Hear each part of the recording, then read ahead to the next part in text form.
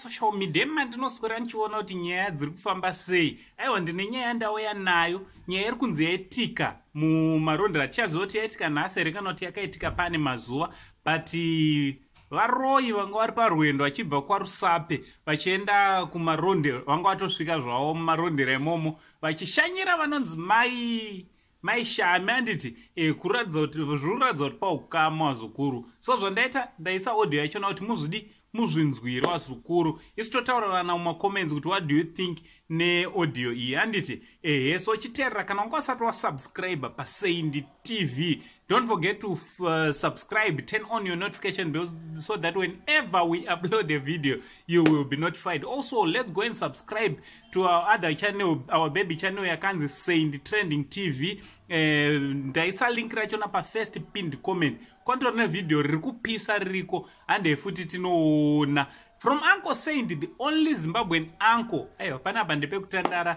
sekuru nevazukuru wavo tichibva tatichi much love. Varume, murume wamuri kuona uyo murume akamirapo ari kunzi awanikwa mumarondera makusena ano. Izvozvo kutaura kwatiri kuita kune vanoziva mumarondera iyi rodhi yakuendwa nayo mazuva ano kubhindura uchingokuona paya pemurehwa rodhi pane matenge emvura ari paleft pako apo uchangobva muhighway ndo pari kunzi pawanikwa murume uyo adonha ipapo. Ari kunzi ari kubvunzwa iye ari kutaura kuti tabva kwaRusape amene kwaRusape kwana Mutasa uko hanzi tabva kwaRusape tanga tiri 4 ini ndadonha panapa. Saka tanga tiri kuenda kunoroya mai guru mai Shami ameno muno marondera mai Shami ndo vangu vabviurwa kwaRusape netimu irori.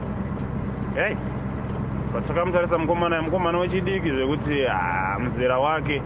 Vakomana musaite urombwa, vakomana musabate mishonga iyi muri vadiki, musaite zveurombwa ndapota. Chii chikunyanya kunetsa vanhu?